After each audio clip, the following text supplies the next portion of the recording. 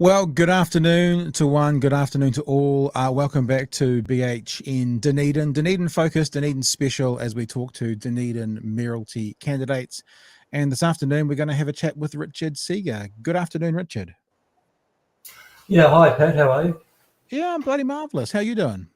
Pretty good. Yeah, what you been up to today? Anything exciting going on in the Seager household? Well, my wife doesn't have the same last name as me, so there's two of us here. Um, yeah, we went down to St. Clair and had a coffee. I walked the dog down and she cycled down there. Oh, nice. What's your favourite haunt at St. Clair? Where do you go? Well, the Zoo Cafe or the Esplanade Cafe because they were the nicest to us during the rather insane, you have to be jabbed period. What do you mean they were the nicest to you? What does that mean? Well, they didn't make us feel like we were ostracised completely. That's right. what I mean. How do they do that? Well, some of those places wouldn't even serve us. So that's I mean, it's I think your health is your decision. It's the right, you have a right to make your decision about your own health. And all of us decided that we weren't going to go in for what was emergency use authorization only vaccination. So, okay. And so you're saying both here and in the United States. So you're saying the Esplanade and Zoo, what were you saying, didn't require vaccine passports? Is that what you're saying? Well, no, they did require vaccine passports, but they didn't completely ostracize us. We were able to purchase from them. Okay. What do they do? They like kind of serve you at the door or at the window or something like that? What do they do? Along those lines. Nice. And the Salt was also doing something like that, but I think you had to order online. So we didn't use Salt service. What, because you had to order online? Yeah, I'm not really leaving tracks all around the internet personally. What, you don't like an internet presence yourself?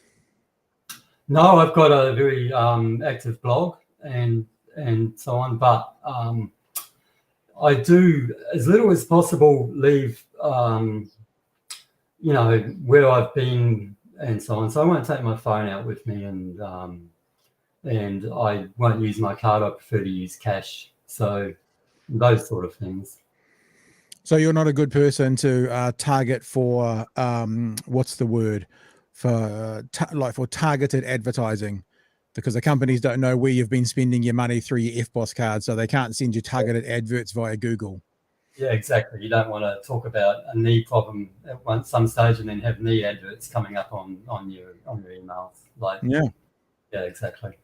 Oh, very good. And you said you got walk the dog. What kind of dog have you got? It's supposed to be my daughter's dog, but I think we've got it. It's a little Chihuahua Lhasa cross. It's very small. Joy's the beach, though? Joy St. Clair? Oh, yeah. She loves going for walks. Yeah, I've got a border collie. We were just up the park today giving her a bit of a run around.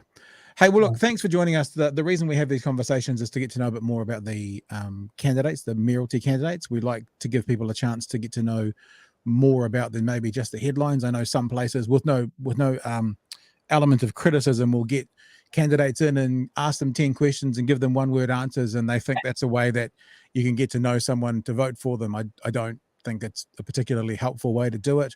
Or they'll, again, without word of a criticism, they'll go and candidates will go and focus on going to the university to do a kind of conversation there. But then at the same time, we all know that university students don't particularly vote in local body elections. It typically is older and it typically is ratepayers that vote. And I'm not saying that's a good thing, but I'm saying that's the reality.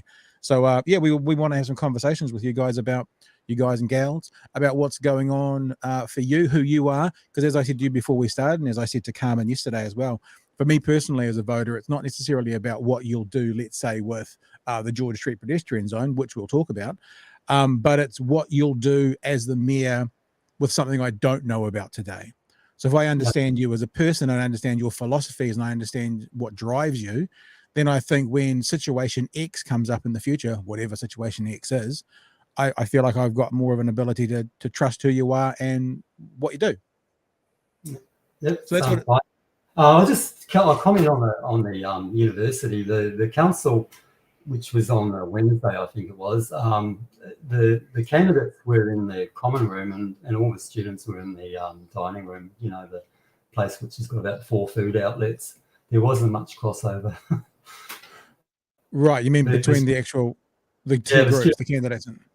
The students seemed totally disinterested in the council members. There was far more council members in there than there was students. Or not council members, but council candidates. Then there was students. There was probably about 10 students at most at one time.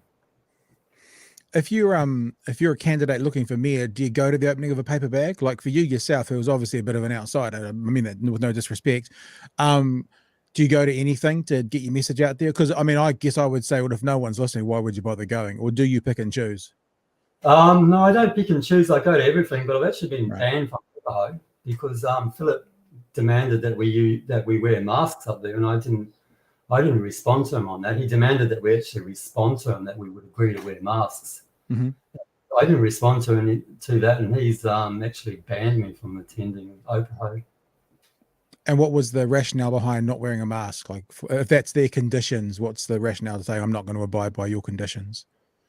Masks are not effective at all in preventing anything from entering or leaving. I mean, you're talking about a supposed virus which is like 0.02 microns wide, and you've got holes in your mask which is something like 50 microns wide. So it's like throwing sand through a chain wire fence, and it's just not on. And it's also, you know, an imposition and a demand that you conform to somebody else's demands, and I'm not about to do that very fast. But you would acknowledge they've got the right to ask that, their conditions for their situation, and if you don't want to abide by their conditions, no problems, you just don't do it. That's all okay, isn't it? No, I don't think it is okay. The mask exemption in New Zealand is quite wide, or you know, you don't have to tell anybody why you have a mask exemption. And Philip didn't ask if I had a mask exemption. He just demanded that I attended with a mask. Nobody else has demanded that, so I think it's quite exceptional, actually. But what I'm saying is, so for example, if I had a condition for you to come onto this conversation that you wear a hat, and you decided you didn't want to wear a hat, then you wouldn't come on. But as the person organizing the conversation, I can still, even if it's an unfair condition, if you disagree with the condition, the person organizing an event has the right to put those conditions on. It's like going into a store and having, you know, no shoes, no shirt, no service. They're allowed to put conditions on people, even if it's on the beach and people want to come out of the water and go in with no shirt on. That's acceptable. As a former retailer, I would not exclude anybody that didn't have shoes on from coming into the store. Yeah, but that's your choice. What I'm saying, it's a choice you're allowed to make. $1,000. Well, it might be a choice of the person, but they're actually. I mean, if you go back to 2019 and Philip wrote his own goodbye to the Otago Daily Times, in there he says he's quite specific about what he calls anti-vaxxers at the bottom of the article, which is about him. So consequently, I think what he's trying to do there is to censor that story from his political stock. Which is that? So you said that story. Which is the particular story you're talking about when you say that story? About the vaccines. Right. By using the mask to try and censor the story about the vaccines. I've been told.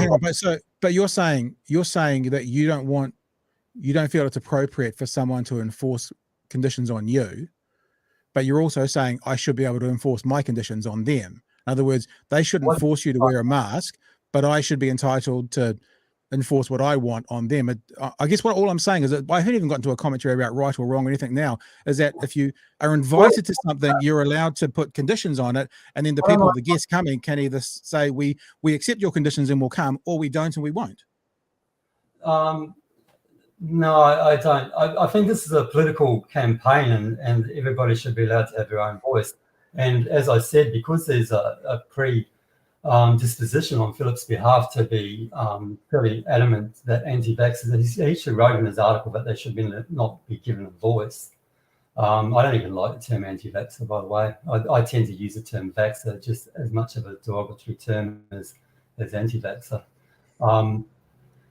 I feel that he he was already decided in 2019 that we weren't going to have a voice, and this is like 3 months before the Wuhan virus appeared. Anyway, just so you know, you're talking about Philip. I don't actually know who you're talking about. Who Philip is? Philip Somerville, the guy that conducts the Yokohama. I have no idea who that person is. I guess it'd be interesting. It'd be interesting to know from you if do you think that it would be okay for me, in what I'm doing, talking to the mayoralty candidates, to say I don't want to talk to that person? Like if there was one of the 11 that I didn't want to talk to for whatever reason, would that be okay? You mean what's her name, Pauline, or what's her name? No, I'm not saying there is anybody. I'm asking you a philosophical question. Should I be entitled to say I don't want to talk to that person for whatever reason I wanted to? I mean, I guess that's your entitlement, but sure. Well, there you go. So what's the difference? I don't think it's a reasonable entitlement. Well, maybe that's true. Maybe that's true. Maybe that's fair. I mean, I didn't even use the word reasonable entitlement. I just said, should I be entitled? Just like whoever these people are running that event, which I don't know about, they're entitled to say, come along and wear a mask. Don't come along if you don't want to wear a mask. It's then the choice of the person. Well, I think it's a little bit unfair of them to demand that anybody that comes along to that meeting wears a mask as well, because there are exemptions for wearing a mask, and as I said, they're fairly wide. So they're not fairly wide. Just privately, they're not fairly wide. Well, they're very, very, very, very, very narrow, and there is a lot of fake ones out there because I've seen them and I know the people who do them. The actual exemptions for wearing a mask, maybe it's different now, actually, if I'm fair, because we're further down the track. But when they first came out, were incredibly narrow because I was speaking to the people who were in charge of the exemptions as a part of another podcast broadcast I do. So actually, there are very few people who are entitled to those exemptions, and most of the exemptions out there that people have cards for aren't put through the official process. They're actually fake. I don't know. I'm not saying yours is. I have no idea, but the range is narrow. You don't need a card for your exemption. That's just a courtesy that you give to somebody that asks to see that you have an exemption. The Bill of Rights is quite strong on your right to decide on your own treatment, and I consider masks to be a treatment. And it also, but they're not. Masks aren't a treatment by definition. They're not. Well, I've looked at rights, and I haven't looked at it for about a year or so, but I think it's quite clear that it gives every single person in New Zealand the right not to wear a mask. No, it doesn't. It doesn't at all. I realise that I've looked. I don't want to get stuck on this topic, to be honest with you. I think there's more important topics to talk about with respect. Hey, with respect. Yeah, you actually brought this up twice so far. I haven't even asked you about it. You brought it up twice before. You at the very, very start, you brought up vaccines and going to a cafe, and then you brought up masks and going to a debate. I haven't even asked you about this. You've started this conversation, to be fair. Yeah, but I mean, it was just part of a conversation. It was relevant to the conversation at the time. I mean, you've asked me about which places I went to in St. Clair, and I told you why that I chose these places. I mean, it's just an interest. That's all. Yeah, but as I said to you, I want to know who you are. So now I'm interested about this from this aspect of, should something happen if you were mayor, and should something happen that requires some kind of working with a government agency, should something happen with COVID or whatever, and I'm not even getting into debate with you about truth, not truth. I know you've got writings that you say you don't even believe in viruses, but I want to know as a mayor what kind of person you'd be to make those decisions if you had to work with the Ministry of Health as a mayor on an issue that involved viruses, when you've written on one of your blogs you don't believe in viruses. Actually, I think because Robin Bloomfield is trained by the military, that I'm not actually working with the Ministry of Health. I'm probably working with the Ministry of Military on that topic. And Jim O'Malley's on record as saying that you need to push back against the central government on the free waters issue. I think the central government needs a lot of pushback right now. So because what I want to do is be fair to you, and I want to be fair to the people listening and watching. So people know what I've just referenced. This is from your one of your websites, your campaigns. And I think from the 2019 seagerformayor.co.nz, and you say, just so people know that what I've just referenced, you're saying the first line of your bio, again, you offering this information against vaccines, against mandates, no belief in viruses. Yep, exactly. So I would like you to unpack that a bit. What do you mean no belief in viruses? Do you believe literally there's no such thing as a virus? Yeah, I do literally believe in that. There's been, I mean, if you want to look up Stefan Lanka on the internet, you'll find that he's very qualified to talk about this subject. And back in the 1918, 1919, there were various people trying very hard to pass on a sickness from an illness from one mammal to the other. That included soldiers as well as horses, and they weren't able to do it.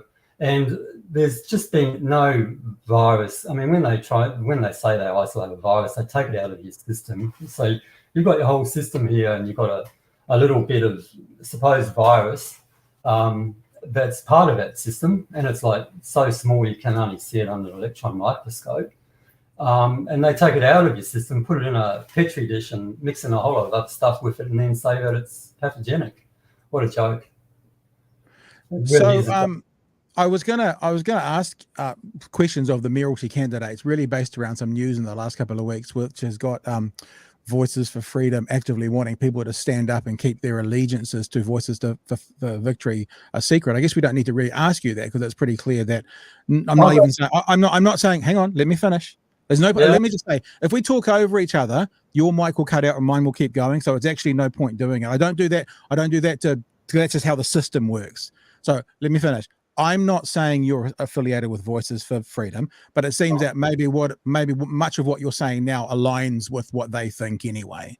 So I don't need to really ask you about that conversation, because you're very open about it, which is fine. That means we get to know and make an informed decision on who you are. No, well, I can actually talk about my own views regarding Voices of Freedom. We're not aligned at all. I find quite a lot of those groups to be a little bit too right-wing for my taste, and I've got no alliance with any of them, actually. But my point was, I don't need to ask you that question, because the reason we're asking that question is to find out what people's, rationale is around these things, and you're there talking about it. So I appreciate that, because I think that for us to be able to vote for someone, we do need to understand about who they are. And my concern around what those groups were doing, it's nefarious. They're hiding the reasons they're doing things. You're not. You're blunt with it. It's in your first line of your bio on one of your sites. And as I said, you've brought it up twice already in the first 18 minutes of this conversation. So there is no missing any information from you, Richard. We can all hear your thoughts, and we understand where you're coming from, which is actually the appropriate response for a candidate. Not to sound patronizing, it's appropriate for you to put this out there, because then people can actually decide what they want as a mayor for this city. Yeah. So I believe that everybody should have a right to decide on their own health outcomes, and I don't have any alliance with any of those groups. As I said before, I find most of them to be a little bit too right-wing for my taste.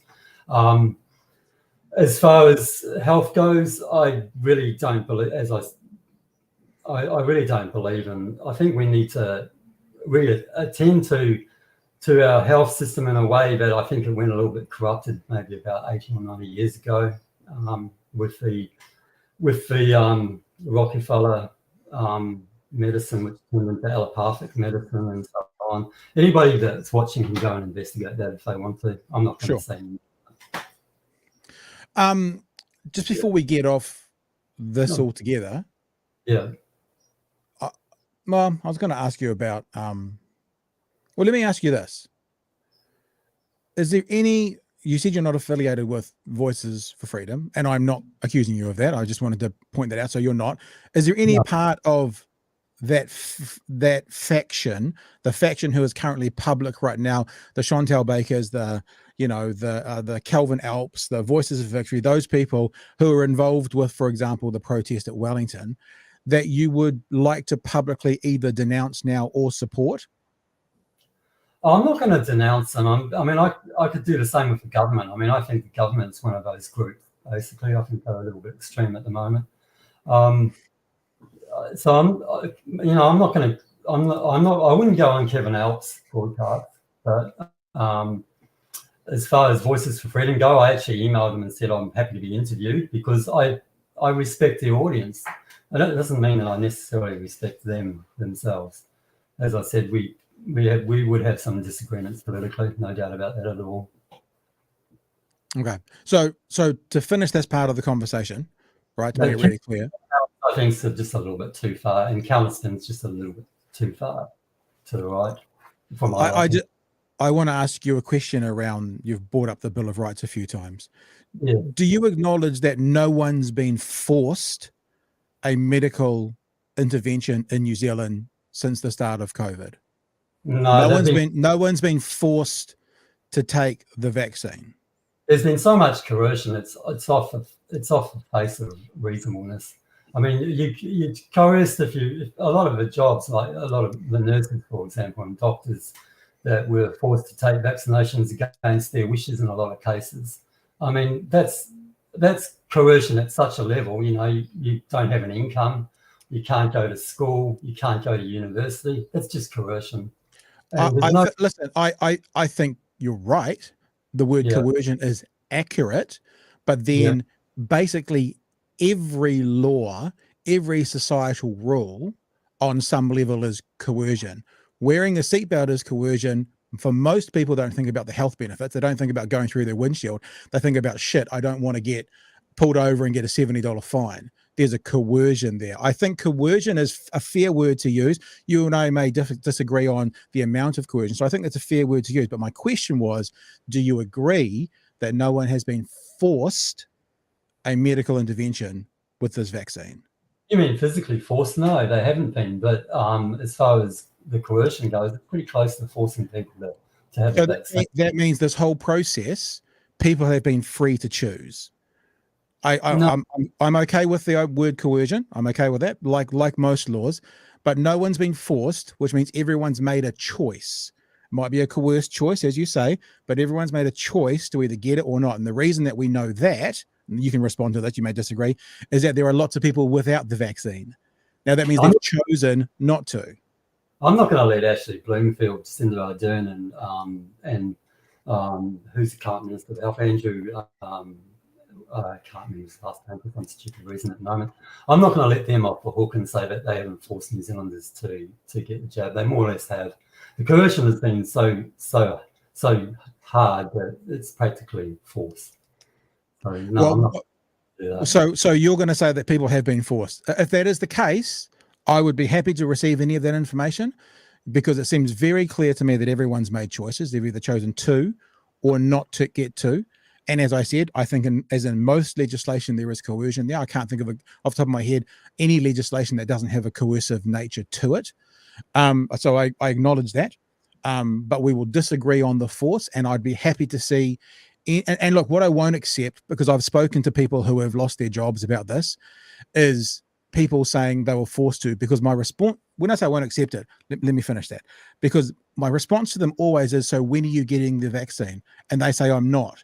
And then my response is, so you're not being forced. So that's fairly obvious. Can I just backtrack a little bit here on this and your statement that there's a lot of coercion in law? Law sort of relies on the population basically agreeing to those laws. If there is not wide agreement to those laws, then and they are coercive, then they're not going to be very popular laws. Well, I would suggest by the 90% plus vaccination rate, there is a societal agreement to that. People who aren't vaccinated are the outliers. They're not the majority. You would agree with that? Just purely numbers. They're the outliers, not the majority. Well, you've got number 1 vaccination, number 2 vaccination, number 3 vaccination, number 4 vaccination. By the time you get up to number 4 vaccination, you've definitely got well under 50%. Richard, my question was, do you agree that people who aren't vaccinated at all are the minority? They are the outliers when it comes to numbers. That's my question. I don't think there's anybody in New Zealand that's not vaccinated at some stage. I mean, I got vaccinations when I was young. Hey, we're going to, I know you want to move away from this, so do I, but if you don't answer my questions, I'm going to ask it for a third time. We're talking about the COVID vaccine, and it's very simple. And if you say, no, you don't agree, then say it rather than going off on a tangent. My question is, are the people who aren't vaccinated for COVID, who haven't had any COVID vaccines, a small minority, somewhere in the vicinity of 5 to 10% of the country? No, I don't think they're 5 to 10%. I think that's an exaggeration. I don't know what the actual percentage is, and I'm not going to try and guess at the moment. And it's different in different populations. For example, I think Maori have been a little bit less likely to go and get vaccinated, and good on them for that as well, I would add. And possibly some other groups. Other groups have, have been more likely to get vaccinated. For example, upper middle class white people were more likely to get vaccinated. Asian demographics seem to have been more likely to get vaccinated. So, there's a bit of a difference going on. And the 90 or 95% is just, I think, a little bit exaggerated. I don't know what the true figure. I think a lot of people also went to their doctor and said, can I just get some, maybe even for an exchange of consideration, can you say I've been vaccinated? I'm sure that's happened. In fact, I'm pretty sure I know that's happened. So you're not prepared to even say that the unvaccinated to COVID population in New Zealand is a minority? You're not even prepared to say that? I would say it's a minority at the first jab, but I don't know what the exact percentages are. At a very rough guess, I would probably say 70-30 rather than 95-5. Okay, so let's go with your number. Yeah. Right, 70-30. Now, coming back to the point you made 4 minutes ago now, that means society has decided. You're talking about coercion and society has to decide in laws. If 70% of people are on board, that's society deciding. Yeah, that's society decided at the first dose that they were prepared to go along with what the government was saying at the time. By the time it comes to the fourth dose, no, they were no longer in agreement. So I think we'll probably be saying the third dose, because the fourth dose is a second booster, and that's only eligible for over 50s at the moment. So I don't think that's a relative point at the moment. I haven't had any vaccinations, so I'm not exactly sure what's going on. Yeah, the fourth dose is for over 50s, and so that's not part of it. Until 2020, I wasn't terrifically anti-vaccine. I wasn't terrifically pro-vaccine either. I always refused my flu vaccines when they were offered to me. I wasn't particularly happy when my child was offered vaccines when she was younger and so on. But I agreed to them because I believe that the health authorities were acting in our interests. And unfortunately, I felt in the last 2 years that that's no longer the case. And I also have backtracked and changed my mind about what's gone on in the past. So I don't believe in pathogenic viruses. I don't believe in these little things that float around and into your mouths and nose only. They completely ignore your eyes and ears. So let's be. They don't ignore your eyes, by the way. I mean, that's one of the things we learned about this current virus. But let me ask you this question, because I'd like to understand. Let me ask you this: if there's no such things as viruses, which is what you've said and what you've written about, what happens when you get a cold or the flu? Like, I'm just not even wanting to go down the COVID, forget that. But what's the cold or a flu then when people get sick and antibiotics won't work to say that they've got to wait for it to go through? What is it then? Possibly a vitamin deficiency, B or K or something like that. Possibly a toxin from the environment you're in. We live in an industrial society. There's very likely to be a lot more toxins in Wuhan and Milan than there are in Dunedin, maybe, or New Zealand in its total. We live between two oceans. There's a lot of wind, so the toxins get pushed out to other people, I guess. So what I would need to understand from you, and we won't do it now because we could talk. I mean, I'd happy to talk for another hour about this because it interests me, but what I would say to you normally is evidence, please, because as soon as you start to talk about toxics in the environment and stuff, I'd go, okay, so people who live in pristine areas with basically no environmental damage, what, they shouldn't get colds, but they still do. So I don't understand what you're talking about. So what I would be asking you for is evidence, please, of those things. Well, I would ask the same thing of people claiming that there's such a thing as a pathogenic virus, because I've never actually been able to offer up evidence of that. And Stan and Mark Bailey are pretty much onto this at the moment, as Stefan Lenko I mentioned earlier, and as there's a guy called Cohen and another guy called Kaufman, both Americans, so onto it as well. So there's quite a few. Andy Kaufman, I can't remember what the other guy's first name is, but yeah, Stefan Lank is the guy to go and look at for this. He stopped believing viruses in the 1990s. Also, Carrie Mullis, who invented the PCR test and died in 2019, he was pretty much onto this sort of track of as well. He was asked in one talk that he was giving to an audience, which seemed to, I think it might have been an audience in the gay community in the United States. He was asked by somebody whose white blood cell count was down, he said to the guy that you look pretty healthy and I'd stop worrying about your white blood cell count if I was you. And I'm probably along similar lines. Hey, Richard, do you understand what a whataboutism is? Do you understand what that word is? Do you understand what the theory of whataboutism is? Well, it's a word used by people online to try and stop other people from debating, as far as I'm concerned. No, what it is when someone asks you a question and the person goes, well, but what about this? They don't answer the question and they, well, what about this?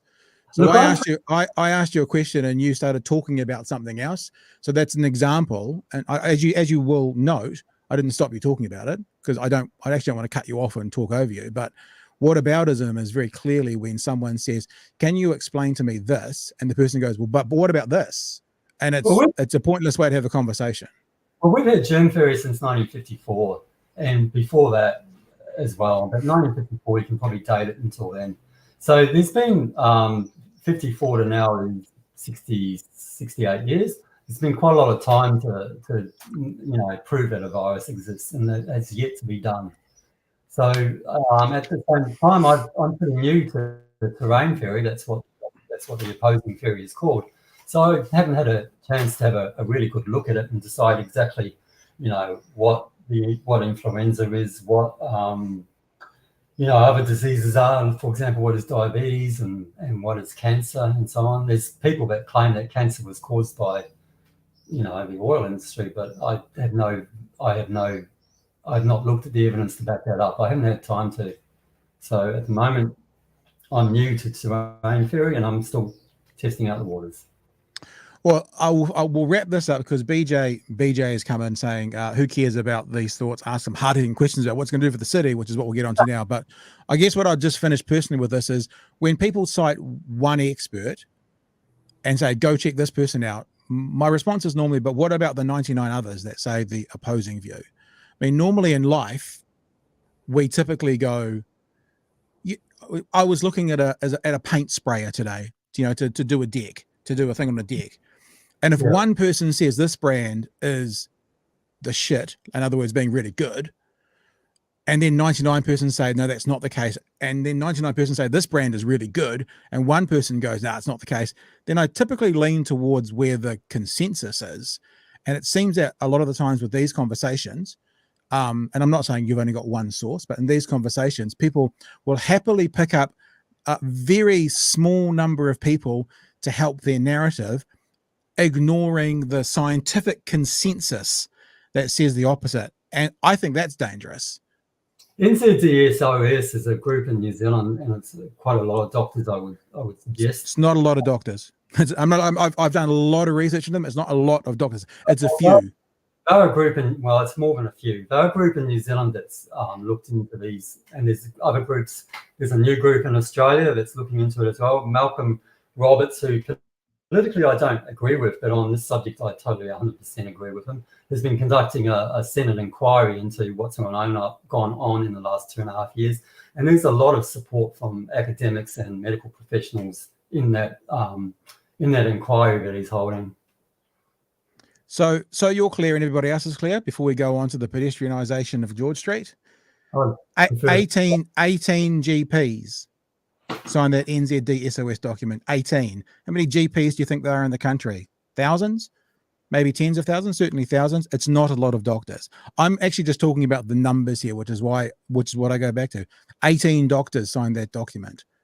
I mean, I remember someone saying to me, with no disrespect, not talking about NZD SOS now, not to them as individuals, how many people in the population do you think are actually, I guess you'd say medically, but are crazy, are actually like, whatever the polite word is for mad, are actually crazy?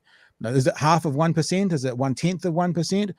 And then if you multiply that by 1 million doctors, let's say in America, using the proportions, you're going to get a few hundred or a few thousand doctors in America that are potentially mad or crazy or whatever, but the others all aren't. 18 doctors signed on to that. The rest didn't. I'm comfortable going with the consensus, Richard. I guess I'll leave it at that. I'm comfortable going with the consensus. You're not, for whatever reason. sometimes the consensus is not right. The ways that we I agree change, with that statement. Sometimes it's not. it's always been by a minority. I mean, you've got Galileo, example of Galileo. You've got Copernicus, who was persecuted as well. I mean, it's not always the case that the consensus is right. I agree with that statement, but science works. Science is the best, worst answer we have today. And then tomorrow we have a better, worst answer. And the next day we have a better, worst answer. And what's happened with a lot of these people who are fighting against what the consensus currently says is they're not actually building on it. They're just saying you're wrong. The example with Galileo, for example, that was then built upon, standing on the shoulders of giants, and that was built upon, and that was built upon, and that was built upon. What you're talking about is people just going, nah, wrong, nah, wrong, nah, wrong. It's not how science works. It's not how the scientific process works. You build upon to find a better answer tomorrow than you had yesterday. And that's not what's happening right now in this conversation. Yeah, I don't believe that the science is in a very good spot at the moment in this country or the world. In fact, I mean, it might be in a few different places, but certainly not in the Western world. All right, let's finish your statement and then we'll move on. Let's definitely move on. I'm tired of the subject as well. Let's talk about the pedestrianisation of George Street. Where do you sit on that as a potential mayor? I'm totally for the pedestrianisation of George Street. I kind of wish that, like the jeweler down there, Weatherall, would sort of get on side a little bit. Where I get off side on it is the cars are still allowed to go down there. If you're driving in your car and you're going along at 30 kilometres an hour, that's very slow. If you're on your bicycle and you're travelling at 30 kilometres an hour, that's quite fast.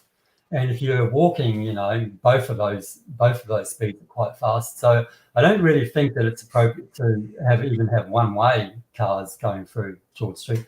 Now, but that's not the major problem. The major problem is that the cycling infrastructure around Dunedin is not good enough to get anybody to George Street in the first place. And because of that, you have to. I mean, it's especially true for girls and women, because as a male, you tend to be a little bit more aggressive in the traffic, and that's suitable when you've got an electric bike and you're going along 40 or 45 kilometres an hour. I've been cycling ever since I've been in Dunedin, so I've got a pretty good idea of what the traffic is like around Dunedin. But I wouldn't be surprised, to have an accident at some stage in the future. But for a girl or young girl, or for a woman, they're more likely to travel. I know this for a fact. They're more likely to travel along at 25 kilometres an hour than they are to travel along at 40 or 45 like I am. And that creates a bit of a problem, because you can get some quite aggressive drivers out there. So it makes it an environment where they don't feel like they're safe to ride their cycle to George Street in the first place. At the moment, you've got the cycle infrastructure is just not there at all up there in George Street or the Octagon. You can basically tie your bike up at about maybe 10 or 20 different places in the Octagon. That is perfectly okay at the moment. There's no need for any other bicycle parking there, because there's just not very many cyclists that cycle to the Octagon at the moment. I'd love to see more cycling infrastructure in Dunedin. Love it. But at the moment, we're not seeing it. This is for people who don't know, this is some of the renderings for the idea for George Street at the moment. There's a lot of pushback. It seems, in fact, we were talking yesterday to a candidate about the petition from businesses. 6,500 people apparently signed a petition saying no to this idea. What would you say to businesses in the area? And I'm not saying speaking with one voice, there'll be dissents, but that seem to be fairly strongly speaking against this idea of this one-way system through George Street and the enhancing it for pedestrians. Yeah, I probably think the one-way system is a bit of a problem. And as I said before, that having the cars on the road is also a bit of a problem. I mean, hang on. You might have misheard. I'm not talking about the one-way system. I am going to ask you about that. I'm talking about what would you say to the businesses who are saying they don't want George Street to turn into a one-way business and it be more pedestrianised? That's what I'm asking. So what would you say to the businesses? I think they're likely to actually see an increase in business. If it's done properly, and unfortunately I don't think it's being done properly, but if it was done properly, they would see an increase in business, not a decrease in business. How do we know that? We know that from places like Amsterdam, Groningen, and other Dutch cities. We also know it from Copenhagen. These are facts in those cities. The businesses at the time in those Dutch cities were also against the what they considered the imposition of cycling infrastructure, but that was followed by an increase in trade, so they're no longer resistant to it anymore. I'm just looking something up as we're talking, because think about Amsterdam, obviously a really good example of a cycling city, but I also wonder about what the culture of Amsterdam is like. And as I look it up, it says almost every Amsterdamer has a bicycle. The 750,000 inhabitants of Amsterdam together have around 600,000 bicycles. So it seems to be a part of their culture. I mean, for us to compare it like what we could do in Dunedin to what is happening over there, logic would say it has to be a part of our culture here. It's currently not, and I think we'd all agree that's not a part of the culture here now. How, in your opinion, do we make it a part of the culture? How do we get, I guess that's 80%. How do we get 100,000 Dunedinites on bikes? How's that even possible? I think something like 30 or 40% of all trips in Amsterdam are by bicycle. Amsterdam in the 1970s is very much like Dunedin is now. And Dunedin back in the 1900s, 1910s, 1920s, 1930s, 1940s, and even the first part of the 1950s, was a very cycle-friendly city. And it was also a city of trams. It was not a city of motor cars, and that didn't happen really until after the Second World War. And there was a lot of consternation. You can read a lot of letters to the editor in the ODT or the Star or whatever you want to have a look at on papers past. And there's a lot of support for trams and cycles. I would say it was a majority support at the time. The other thing I would mention is that if you've got 4,500 kilograms of machine, which is what a lot of these four-wheel drives weigh, carrying around 80 kilograms of human, that's kind of insane. And the price of petrol is going to go up $4, $5, $6. When are people going to realise that it's better to hop on a bicycle or a tram than it is to hop in their car and drive a kilometre to the supermarket? So to help your objective and your vision for a cycling Dunedin, would you be happy to mandate people out of cars? None of the Dutch cities have mandated people out of cars, but what Groningen did was it made the trip in a car a longer trip than it was on a bicycle, which I think is a very effective way of doing it. So again, that's a whataboutism. You talked about somewhere else. I said for it to turn it into Dunedin into a cycling city, would you as the mayor be happy to start legislation to mandate people out of cars? Absolutely not. I would not be mandating anything. I'd be encouraging them to leave their cars and then we might, and trying to change the culture. I mean, just forcing them by law to do something. Mandate's not even a law really, but just forcing them by law to leave their cars behind. I mean, that's kind of what a tyrant might do. I certainly wouldn't want to do it. Well, what about other things through council if you were mayor? What about, forcing people to, pay their rates, forcing people to do recycling forcing people to do recycling and stuff correctly? Would you be happy to force people to do those things? These are all things that the general community, as I said before, the general community needs to agree to. For a law to operate, you can't just have a law that forces people to do stuff. The law has to have general agreement of the public for it to be a popular law. If you've got a council that's wasting money, then people aren't going to want to pay rates. If a council is doing fairly well, then people will want to pay their rates. If people want to recycle, then the recycle bins are going to work. If people don't want to recycle, then the recycle bins won't work. Unfortunately, in New Zealand, a lot of the recycling is not really happening. So even if you do put it in a recycling bin, it's probably not going to get recycled. And that's the same in Australia and probably a few other places as well. We talked a bit in our conversation yesterday about the will of the people. What do you think about operating as mayor based around the will of the people? Because when you use the word popular law, and I think there's lots of laws that aren't popular, if you mean it in that kind of context. So what do you think about that when it comes to, the will of the people, what the people want as a position if you would be mayor? I think the citizens of Dunedin are the most important component of a relationship between the DCC and the community. I mean, if you don't have their support, then you're not going to be able to do much, are you?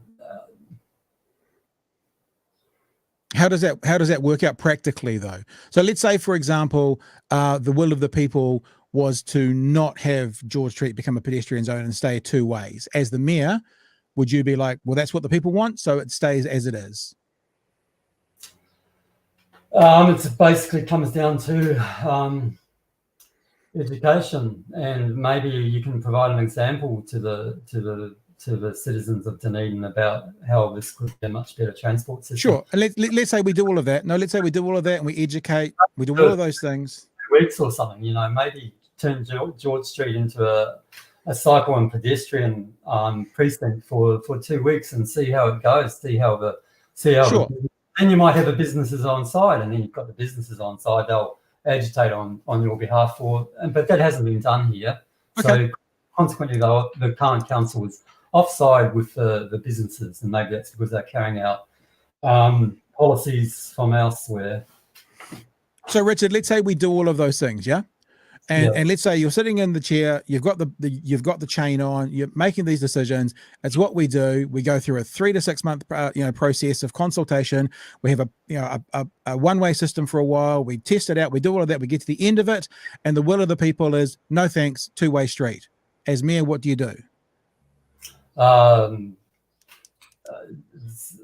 That's what the people want, and I guess I just keep trying to change their minds about it, because really, honestly, a private car will cost you minimum $9,000 a year to run. I mean, that's depreciation, petrol, tyres, the road, the hospitals, and consequently, a tram that costs about $40,000 a kilometre to put in the infrastructure for, and about €2, and convert that to New Zealand dollars, probably about $3 New Zealand for a 2 or 3 kilometre trip. It's a cheap way of doing it. Also, when you hop on a tram and go on that trip, you can do something else. You're driving your car, and you have to find a park when you get to Dunedin. I mean, and also, if you've got more people on cycles, then those car owners are going to have more parks, aren't they? Because if you've got 100 people on cycles and 40 people on cars, then the cars have got more car parks already, haven't they? It's very easy to find a park on a bicycle in Dunedin. Very easy. But to be clear, as you started that answer, you said if it was the will of the people not to turn it into a one-way, then you'd accept that and keep trying to educate them to show them what you say is better, but you wouldn't go against the will of the people in that instance. Well, Amsterdam was very much like Dunedin is now in 1973, and the will of the people was changed by the fact that a lot of kids were getting killed by cars. They were getting run down by cars, and they had a campaign there at the time. I can't remember the term in Dutch, but it was something like stop the children murder. And so the will of the people changed with that. The will of the people changed with the examples maybe of Groningen, which I think was probably the first city in Holland to go to cycling. And they did it overnight, one night. So maybe that wasn't with the will of the people, but with the will of the people now. Yeah, but just to reiterate, you'd say if you thought the people had the wrong direction, you'd continue to try and educate them, but you wouldn't force their hand. I wouldn't want to force their hand, but it might become necessary at some stage. But okay. Well, so this is what we're getting to. As Scout says, and that's where I was going anyway. As Scout says that continually trying to convince someone, isn't that coercion? And if you have to force their hand, isn't that a mandate? I don't believe in mandates that are dictated by governments, no. But by a local council is okay? If you had to force their hand? You just said it. You may have to force their hand. I'm not going to say force their hand. I'm going to say that I would prefer, for example, to put in place some cycling infrastructure for, say, 4 to 6. Is Scout in the studio with you by any chance? No. Everyone's just watching online. I would rather put in some cycling infrastructure. For example, the Portsmouth Drive was blocked off by rockfall for about 2 to 3 weeks recently, and cars had to find another way to get to the city if you were down on the Otago Peninsula. Now, and also during the lockdown, there was a very big opportunity there to turn quite a few streets into cycle streets. It did not happen, even though the central government was offering some sponsorship to do that. None of it actually happened in Dunedin. Do you think the council should have taken up the central government on their help there? Do you think that they should have done that to get into it? Yeah, obviously there's nobody in local government here that was prepared to do it, despite all the claims to be all in favour of cycling infrastructure and so on. They should have taken, I mean, as long as there was no conditions that were unacceptable on the government's offer, they should have taken that money and turned the streets and cycling streets during the lockdown. Absolutely. Right. All right. Oh, well, let's talk a bit more about this as well, because I mean, this flows into two other conversations about transport. One is to do with public transport and what you think should happen there. Julianne Gent is actually the only Green MP that's any good on transport policy. So most of what she says about transport policy, I probably agree with. But I have a few problems with identity politics in the Greens. Well, I mean, that's great you've shared that with us, but I don't want to talk about Julianne Gent. I want to talk about you and your thoughts around public transport and what you can see happening for Dunedin and what you'd try and do if you were the mayor. I would definitely try and change the transport choices for Dunedin. I think the price of petrol going up to, and it's going to go up, $5, $6, $7 a litre. It's going to force the hand a little bit in this direction. Maybe we should jump the gun. And I mean, as well, you've got the same demand from all around the world, then the price of this infrastructure is going to go up because the demand's going to be higher. So why don't we get in early and get that tram infrastructure back into the So that's what you'd want? You want to tell me what else? Okay, let's now talk some specifics. What would you do as mayor to help the public transport situation in Dunedin? Give me some specifics about what, if you were driving it, pardon the pun, what it would be. I'm not a big fan of buses. I like trams. I like cycles. There's a lot of really small, personal vehicles as well, which like 300 to 400 kilograms instead of 12 or 2,000, 1,200. Just pause on that. What is that? What's a small personal vehicle? Give me an example of what you mean, because I'm not sure what you're saying. Like, if you go to biro.nl, biro.nl, you'll see an example of one. You've also got the post office using Norwegian vehicles, so it's pretty similar to those vehicles that they're using to deliver post around Dunedin at the moment. It's like these little smart cars. I've just gone there. This is what you're talking about. These little kind of smart car things. No, I don't really think they're very smart. You can take the battery out of the back, so that's pretty smart. But so that's basically a grown up, everybody use version of what the elderly people use. It's like a bigger, better version of that. That's more legal for the road. Well, there's some people that won't be able to use cycle, and some people that have to walk a kilometre to the tram, and are not going to be able to get around if you don't offer them another option. These vehicles are more likely to travel along at 30 kilometres an hour than a larger car. Or 20 kilometres an hour, and they're going to be perfectly happy doing that. And they're going to be able to use the same infrastructure as cycles and so on. So these are approximately 22-ish thousand New Zealand to 28-ish thousand New Zealand dollars. Do you think there's a bit of a problem with that? No, because you get an $8,000 subsidy from the government at the moment, whereas they're charging $2,000 or $3,000 at the moment for anybody that owns a pre-2003, 2004 car. And they're subsidising, $80,000, $120,000, $200,000 electric cars. So at the moment, the government's subsidising the rich and penalising the poor. That's not very nice. How do we pay for all these? Like, you're talking about trams, you're talking about these machines, you're talking about the cycleways. How do we pay for all that? Cars, as I mentioned before, are a huge cost on us. The infrastructure required to keep them operating, the actual costs of running the car to the personal individual are very large themselves. I mean, you really are talking about $8,000 or $9,000 just in direct costs. You've got depreciation, tyres, petrol, the upkeep of your motor vehicle, and But how does the council? How do we as ratepayers pay for these ideas you've got? Well, I mean, rates maybe. I mean, if people aren't paying out that much money for their car and they're not paying out $4 a litre for the petrol, maybe they'll be prepared to pay what they used to pay on that to council to institute this sort of system. So are you suggesting if there's not a $9,000 depreciation in their vehicle, that rates could go up by $9,000 and they'd be better off with the transport? They'd definitely be better off with the transport. I'm not gonna comment on those figures you just mentioned right now. Oh no, it's your figure. You've said three times the $9,000. Well, it's more than $9,000 to run a car. Those are just the direct costs of running. $8,000 or $9,000 is just a direct cost to you running a car every year. Yeah, but Richard, I'm just looking as my mayor. I'm just looking. You've just said if people don't have those costs, maybe they'd be happy to have those costs, over the other side. So if you're not paying $9,000 to run your car, what you're saying, unless correct me if I'm wrong, is we could up the rates by an amount to pay for the infrastructure. So how much are you telling ratepayers that your ideas are going to cost you more on rates? Is it $1,000 more a month? Sorry, a year? Is it $5,000? Because if it's $5,000, you might be still saying we're better off by $4,000 because that's offsetting the $9,000. What are the rates going to go up to pay for these ideas of yours?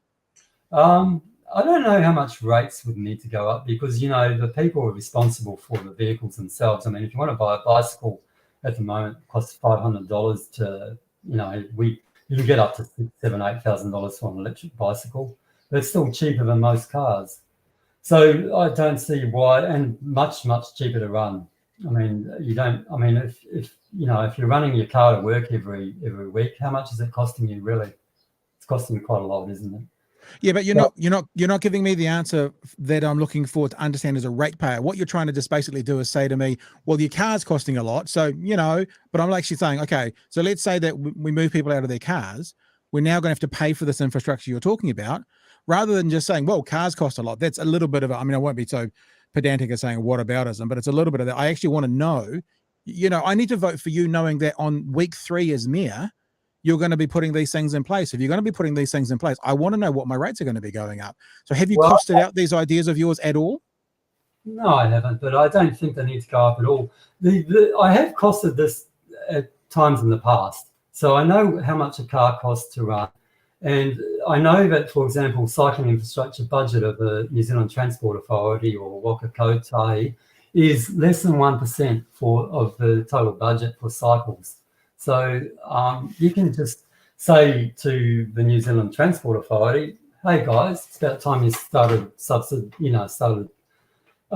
putting a lot more money into cycling infrastructure, trams and so on than you do into roads, especially in urban areas. Okay, so you'd look for centralized government money to do this, like cycleways and trams. Well, they pay for our roads already, so why can't they pay for? Well, I think road user charges, our tax pretty much pays for that for driving on the roads. We drive on the roads, we pay road user charges in our petrol. If you're diesel, we pay for it separately. I think that primarily pays for the roads. I don't think those charges would get anywhere near the total roading budget in New Zealand. Not anywhere. So you're saying, so we're clear, centralized government can subsidize, you use that word, trams, cycleways, to help us, Dunedin, turn into this euphoric state you're thinking in your mind. Is that the likeliest outcome? I'm not taking the piss. I'm just saying in general. I'm using a phrase. It's pretty dystopian out there at the moment with all these cars. It's absolutely ridiculous. In rural areas, you're going to still need to have cars at the moment. I can't see that changing in the near future. I grew up on a farm, and I don't see how I could have caught a tram from where we were living to the nearby town. So in the rural and small towns, the main form of transportation will continue to be the car for the moment. It might change in the future. Don't ask me to tell you what it will change to. But in the cities, urban areas, it's not just my plans. Aaron Hawkins' plans as well. It's also, such groups as the World Economic Forums, if I'm allowed to mention them. These guys all have the same sort of plans in place, but their plans are a little bit more dystopian than mine are. So I'd rather have mine put in place. These are going to happen anyway. So let's do it properly instead of badly, which is the way I see it's being done at the moment. And let's not make it so dystopian that nobody wants to be involved in it. So just again, because I just asked you a question, you started talking about rural New Zealand, right? I just want clarity. I'm a voter. You're my potential mayor. Yeah. You're saying for the trams and the cycleways, the way to fund it is through centralized government. Well, it's the way it's funded at the moment, but in the future, maybe as a city, you can have more independence of funding from the central government. I'd be totally in favour of that. Okay, fine. That's all I'm looking for, Richard. I'm just looking for a clear answer. That's so central government for funding the public transport infrastructure that you're talking about. Cool, done. Just to wrap up this part of the conversation around, hang on, no one's going to hear you if you talk while I'm talking, Richard. I'm sorry. Just to wrap up this part of the conversation around transport, do you have an opinion on the one-way systems being reconverted back into two-way systems? Yeah, I don't think either system is any good. And I'd be trying to get the that road, State Highway number 1, basically, out to the other side of Dunedin. There's some suggestions of putting it down behind the railroad track down in down at the southern part of the Dunedin city. I'm not in favour of that either. I'd try and put it out the back. I know it had problems when it was suggested 20 or 30 or 40 years ago, but it needs to go out the back. There's no real need to have State Highway number 1 going through the centre of Dunedin. It doesn't. The cars are not stopping; they're just going straight through. And it's it goes right past the university, and I want to turn the university into a cycling precinct. That's where I would start the cycling infrastructure. So I'd provide an example of cycling infrastructure by turning the whole university into a cycling precinct. But you've got the main highway running through that part of town. Yeah. And so consequently, I'd like to get it out of there. So where would it go? Would it go down through sort of Logan Park? Would it go that way and through the industrial area? No, not at all. That's what I mentioned before. I don't like that idea either. Okay. It's, up the top as you come into Dunedin, sitting around the back there's still plenty of land there that you can use to build a road through there, back into the back of Mosgiel and back out on State Highway 1, maybe. Okay. So a bypass sort of north of Dunedin, not coming into the city, going across through the hills up over by Helensburgh, 3 Mile Hill, kind of send it out that way back onto the main trunk line. Yeah, yes, exactly. Yeah. Oh, yeah. Interesting idea. I don't think Dunedin needs State Highway number 1 going right through the middle of it. I mean, maybe a few petrol stations might complain about that idea, but that's basically the only benefit to Dunedin of having State Highway number 1 doing that. I think it might have a bit to do with what's going on with the hospital build and so on, unfortunately. Yeah, I don't. To be honest with you, to be really frank, I don't really get this conversation because people are saying it's going to cause more traffic mayhem, and I'm like, but there's currently 2 lanes going north and 2 going south on the one-ways. If they become 2 going north and 2 going south on different roads, I don't see how that's going to cause more congestion. I did think yesterday for the first time that perhaps wherever the entrance to the new hospital is going to be, having a 2-way road outside the main entrance, let's say to the accident and emergency, might be useful, which means in emergencies people can come from either direction. But someone pointed out to me very simply, if you had an entrance on both one-ways to that part of the hospital, then that would also solve that problem. So I don't really get the big hubbub about it, to be honest. But if it's going to make no difference, I would wonder why we would spend the money. If it's going to make a significant difference, which I haven't heard yet, then let's have that conversation. So I don't actually get it, but it's the right question to ask our potential mayoralty candidates, isn't it? There's a fairly common concept in places like the UK that if you build the road, the cars will come. So if you build a 2-way system, there will be more cars.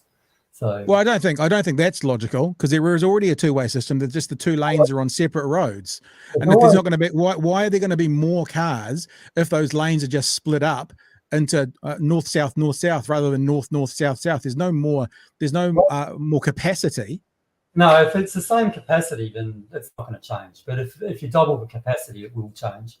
So if you double those lanes in size and you turn a 2-way. It's currently two cars wide. I think most of it. If you double that to 4, then that's what I'm talking about. I don't think. I mean, I could be wrong, Richard, but I don't think anyone's suggesting that. In fact, I don't think there is actually the space to do that. I think they're literally talking about 1 lane each way, and that's why I'm like, but if it doesn't increase or decrease the capacity, if it's exactly the same, why would we do it? What's the point behind it? But mind you, Richard, maybe someone on council that we're going to have a chat about will be able to explain it to me. Like I'm 5 years old, and maybe I'll get it. But at the moment, I just don't really get why we'd do it personally. Hey, let's talk about Three Waters. Now, it says in a bunch of your writings that you are completely against Three Waters. In fact, it says, if we bring up your website right now, this is your primary website, seagerformayor.co.nz, and it says right at the end there, in brackets, Richard opposes the Three Waters proposal. Talk to me about why. I'm just trying to bring up my notes on it myself. Sure. Because the government's only offered $2.5 billion for probably well over $100 billion worth of assets. That's the first point. The second point is that hang on, let's just go point by point because I want to understand. But they have it's not $100 billion worth of assets in Dunedin. Let's talk about Dunedin. Yeah. Well, it's $2.5 billion that the government is offering for the whole of New Zealand's water Yeah. assets. So what's Dunedin's percentage of that? Something like there's 120,000 people here, 5 million people. You're looking at maybe 100 out of 2%, aren't you? 2.2% of that $2.5 billion budget for assets that are worth, probably 50, 60, 70 times that value. It's a little bit of a theft as far as I can see. Right. And there's problems with water all over the world. In California, Nestle's got a right to take out so many decaliters of water, and they're taking out 100 times that, and they're not paying for it. You've got the Harvard. There's a fund of Harvard billionaires that fund Harvard that are buying up rights to Californian water and New Zealand. Hey, Richard, I'm really sorry. I'm not trying to be rude, but we're going to chat for about another 20 minutes. It's not that I don't care about a bunch of that stuff, but I'd much rather talk about Dunedin than what's happening in California. Because what I want to know is, why should you be in charge of running Dunedin? So let's talk about Dunedin and the Three Waters infrastructure and why you're against it in Dunedin. Because the price that the government has put on it is nowhere near the value of the water assets that they're taking. You've got a system that they're setting up, which is probably not going to be very permanent. And they're trying to divide New Zealanders along ethnic lines on this issue as well, to bring about what they want to do. And there's an article by Bruce Cotterill in the New Zealand Herald yesterday, which I probably 95% agree with, or even maybe 100% agree with. And he goes over quite a few of those things. He says, for example, he quotes Gary Judd, a QC, and says does not mince words when he states that when all the lying statements are put together, the government's effrontery is breathtaking. And I think this Labor, and I'm a former Labor and Green voter, I've never voted National Party in my life or ACT. I think that is totally on song. Okay, so you've said the financial aspect. You don't, basically what I hear you saying, and correct me if I'm wrong, is that you don't think it's financially worth it for Dunedin, because if we got offered what the assets were worth for Dunedin, would that take that concern away from you? It's one of your concerns, not your only concern, but you're saying that basically the government's trying to buy it off us for cheap, us being Dunedin. That's one of your concerns, correct? Yeah, considering the government's health policies of the last few years, I wouldn't want them anywhere near local water. Yeah, okay. Let's have it, and let's keep going though, because what you just started then was another whole conversation around vaccines, and you've told me you want to get away from that, but it's just comment. I don't want to get back to that subject at all. Of course, but you have to be aware in a conversation, if you bring something up that I think is interesting, I will then go down that line. So just again saying, if you want to stay away from it, we talked about it for a half hour, we can stay away from it. But you also said something, now I wrote it down as you were saying it, I might have the exact quote, but trying to divide New Zealand on ethnic things. What do you mean to do with Three Waters? Pushed as a thing for as a Maori thing. I don't think it's very Maori at all. What do you mean a Maori thing? What does that mean? Because the way that it's being pushed is that Maori groups, iwi, will have 50% of the water assets, which I don't think is, personally looking at the Waikato Treaty is. Can you expand? Can you expand? Sorry, Richard. Can you expand on that? Because what you've just said, if I understand it correctly, is incorrect. What do you mean by 50% of the assets? What do you mean? The water assets, Three Waters is being promoted as a redressing of past what would you call it? Past injustices. And I feel that the same people that caused those injustices in the past are using this to get what they want as far as Three Waters goes. So I'm not in favour of Three Waters. I'm not happy with the way that it's been used to divide up New Zealanders. And I think it's an asset that should be kept in local control. The argument about democracy and how that is not necessarily fair for minority groups in a democracy is another argument entirely, and it's not one that should be railroaded onto us by a central government. I just want to jump back one because I want to make sure I'm clear. Just because of the wording that you used, because I don't want you to be misunderstood, Richard, right? And I don't want to misunderstand you. Do you think Three Waters gives ownership, 50% of ownership of the Three Waters? It's control. It's ownership is supposedly, I think, supposed to be at local level still, but control is actually at government level and at iwi level. So it gives control.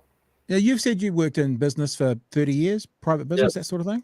Do you believe and agree in contracts? Are you someone who signs a contract and then abides by it?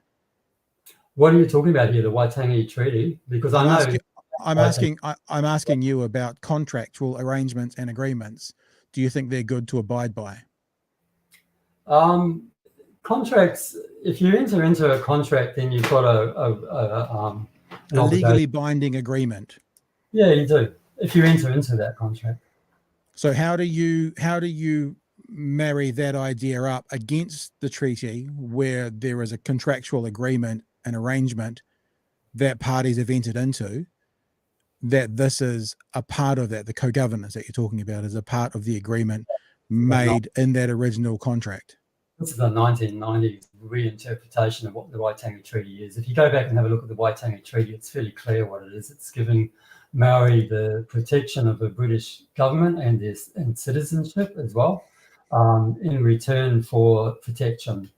And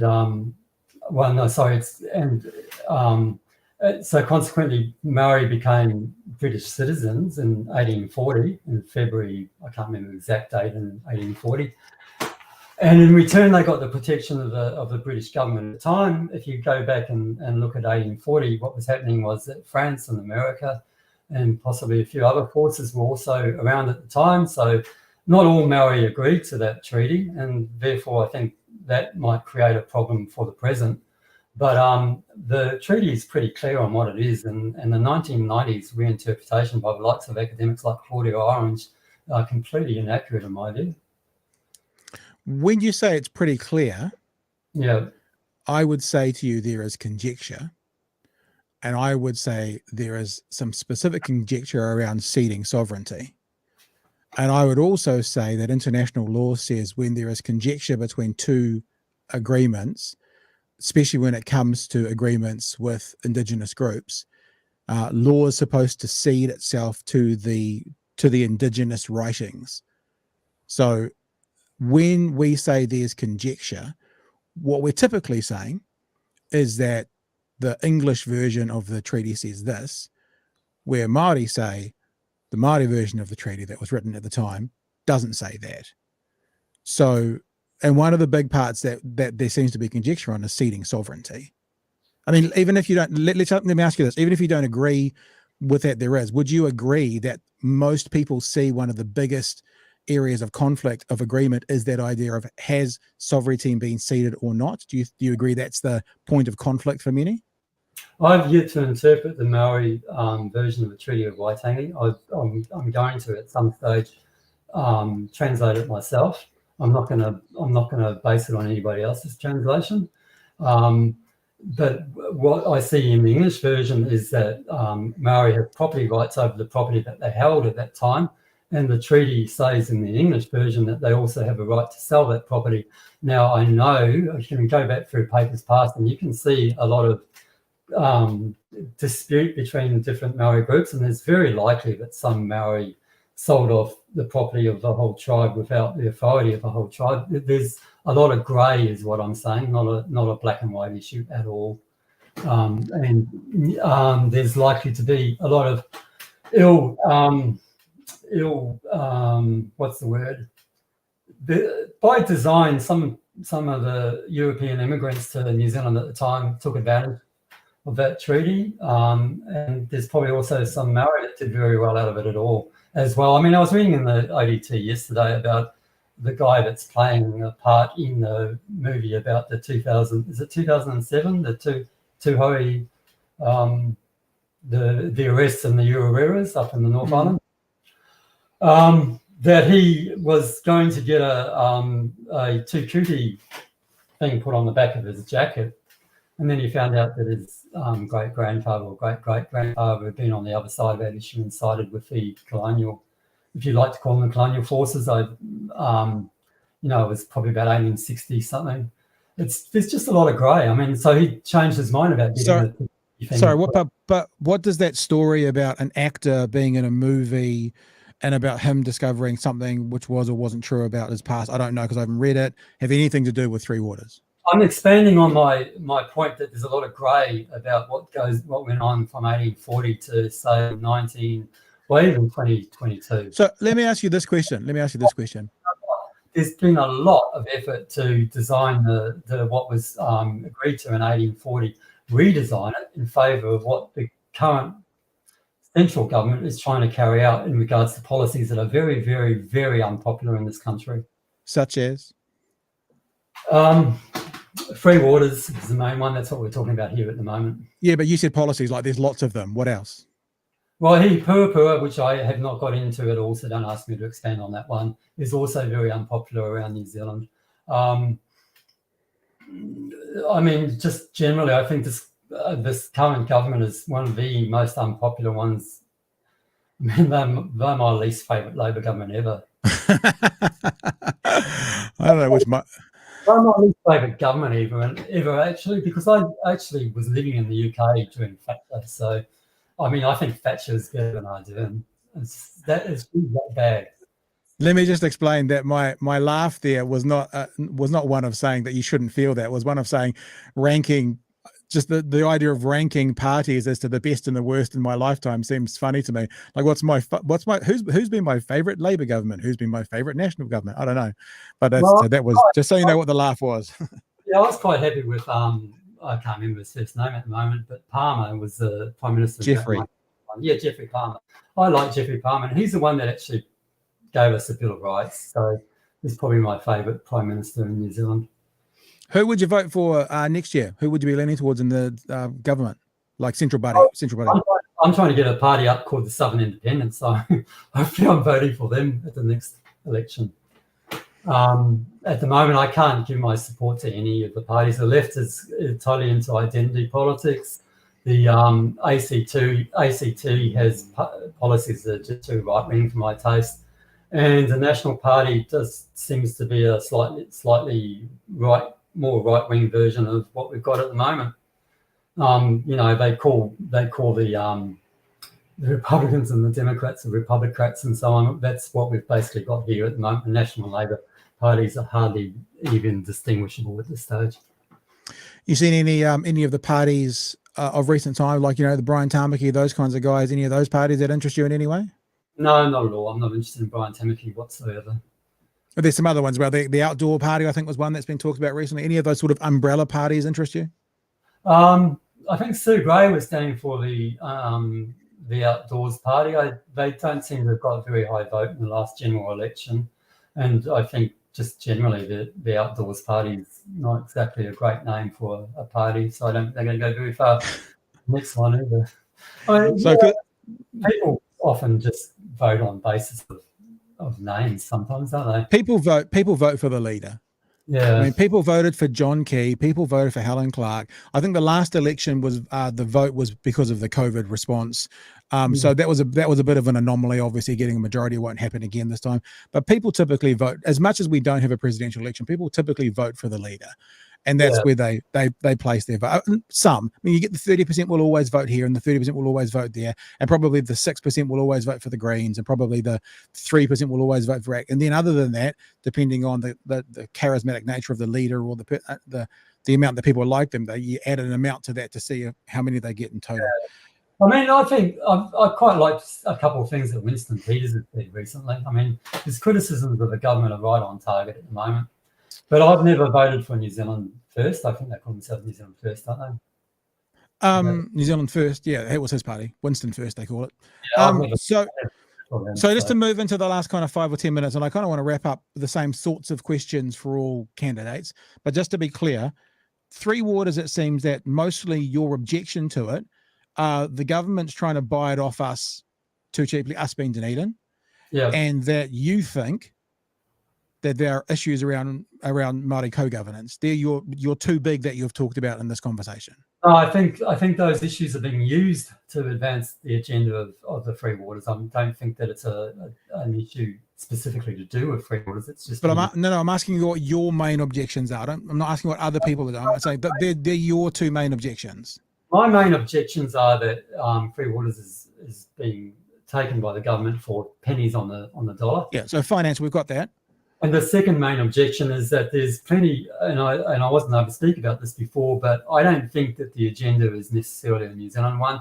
There are plenty of identification of water assets by the billionaires of this world and the buying up of those water assets. And because the Boston Consulting Group actually came up with the term free waters back in 2004, you can look in a document by the Auckland Council on that issue. I think this has got origins from outside of New Zealand, so I don't like those are the two issues I would identify. I'll have to say, Richard, and I don't mean to disrespect by this, a lot of your answers are I feel, I think, I bet. Like you're talking about, I think, some Māori did very well with the treaty back in the day, I think, or I feel, and I wrote it down as you said it. What did you say when we were talking about Three Waters? Probably not permanent. You have lots of answers which are sort of, they feel to me like they're opinion-based rather than fact-based. Like no one has any idea if Three Waters is permanent. So when you say probably not, that's just an opinion, yeah? Well, the Boston Consulting Group did come up with the term free waters, so that's a fact.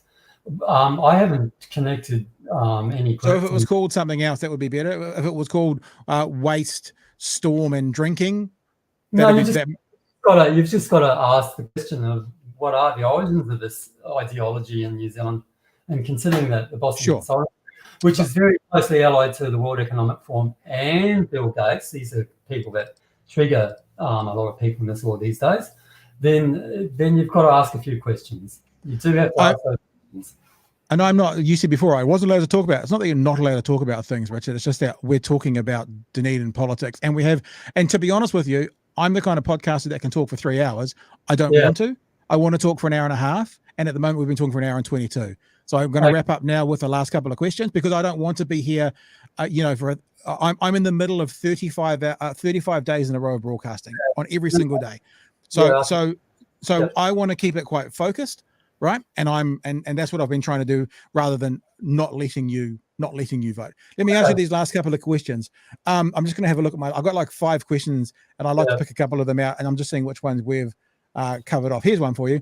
Like in 60, 90 seconds, if you can, if you became mayor, what would you achieve in the first 12 months? Like what would be the thing that you got over the line you wanted to do in the first 12 months? I'd go straight on to transport. Also, I'd make sure that women and girls had the right to decide via a referendum whether they allowed trans women into their facilities. So that would go out to referendum. But my main focus, because I think that's a distraction, my main focus is on transport. I love it how I love it how you go. That's a distraction, but you bring it up as one of your main things. Yeah, absolutely. For the first 12 months, but it's just a distraction. Yeah, I think they are using that as a distraction from putting in place better transport options than what are presented by the council at the moment. I think it's just a total distraction. Well, as I said, we could talk for another half hour about that. We're not going to because this is wrapping up in 6 minutes.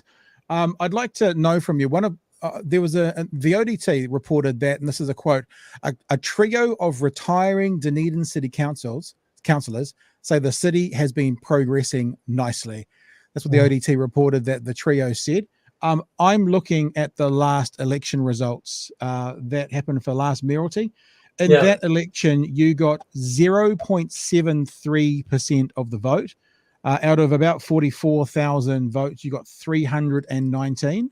Why do you think now that you are a better option than anybody else?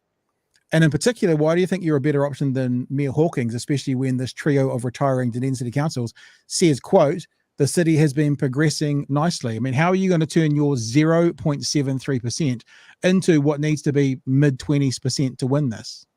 Okay, so Andrew Wiley, Christine Gowrie, probably even Lee Vandervis, although I haven't gone back to 2000 or 2004, they all started off their their campaigns for council at a similar vote count that I got last time. And some people that got, votes counts in that vicinity have since dropped out. But the likes of Andrew Wiley, Christine Gary, even Aaron Hawkins, I think, failed at 2010. So are you publicly saying right now you're not expecting to win this? This is about something in 3 or 6 or 9 or 12 years from now, because Lee Vanderbus has been doing it since 2014 and still hasn't made it after 5 attempts. Is that what you're saying? So 20 years from now, you might be mayor of Dunedin. Is that the public statement? I'm saying I'm in it to be mayor this time. Definitely, I'm in it to be mayor this time. Hang on, but now you're saying different things. You're just saying you're just saying when these guys started, they were those kinds of numbers. But in 20 years, Lee Vanderbus hasn't got there. So what's going to take you from 0.73% to mid-20s% this time around? Well, it's a different election this time around. There's quite a few different candidates, and you just have to weigh up who's going to get what votes.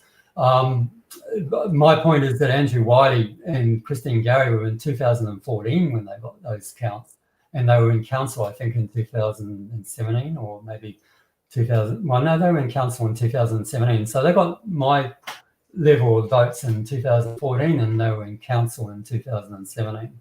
But I'm in this to be the mayor, and I think I offer a much better option than Aaron Hawkins does. I think Aaron Hawkins is just.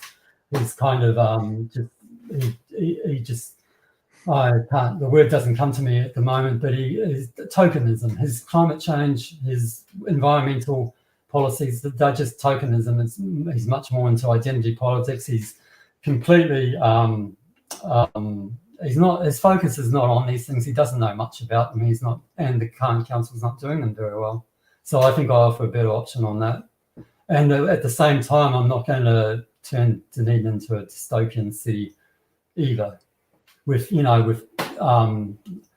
cameras on every 50 meters and cars. You drive down the road and you get fined $500 by the time you get to work. That's not going to happen with me.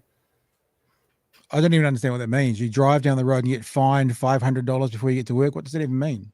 The New Zealand Transport Authorities in the newspapers over the last few weeks claiming that they're going to be able to fine more people for using their telephones while driving and so on. This is just a revenue raising effort by NZTA and also indicates and they're talking about their smart cameras in relation to this. So that's exactly what I'm referring to. I don't want those smart cameras around, and I'll do my best to make sure that Dunedin hasn't got them or hasn't got so them. If those cameras, and I don't know the story you're talking about, so this is a hypothetical question, if those cameras, through their coercive nature of fining people, made driving safer, you'd be against that. I'm against cameras. The level of making driving safe is going to be in the low percents, probably under 1% even, really. Again, probably. I'm just saying we don't have those numbers. But what I'm asking you is, should that make the roads safer because fewer people are on their phones? You'd be against that. I think there's probably some quotes from John F. Kennedy about, or Malcolm, I'm looking for a quote from Richard Seager. That's what I'm actually looking for, not from someone like genuinely. There's a trade-off between safety and democracy, and if you want to go to one direction, you're not gonna have a democracy anymore. All right. Is there anything else you would like to leave us with, Richard? Anything else you'd like to leave people watching? And we've got an audience watching now, and it'll stay up on various pages for other people to pick up on. People who would be going out and voting in about 4 or 5 weeks' time. And one of the options for mayor is going to be Richard Seager. Nothing comes to mind at the moment. I mean, my 3 main platforms are probably, transport's my main platform, free waters, giving women and girls the rights to decide on who enters their facilities is the other main policy that I have. I'm going to ask you one more question because I've got several people asking, so I don't know what this is about because we do have people coming in the chat. Several people are asking me, do you believe if the earth is flat? I don't know whether that's a public thing or not. Do you believe that the earth is flat or is the earth a globe? And this is coming out of the chat. There are numerous people saying, ask if he believes the earth is flat. No, I don't believe the Earth is flat. Okay. I don't know why. This all of a sudden, several people popped in with that question. I just wonder if they had some relation to something else I might have read about you elsewhere. But good, we'll leave it there. All right, Richard, thank you for your time. Richard Seager is running for mayor. This is Big Hairy News. It's a Dunedin special where we're talking to Dunedin mayoralty candidates. This is episode number 2 of. We've currently got 10 booked up with one person still to confirm, and the next one will be next Saturday afternoon at 2:00. Richard, thanks for your time. I appreciate you chatting with us today. Okay, great. Thanks, Howie. It's good talking to you today. Thank you.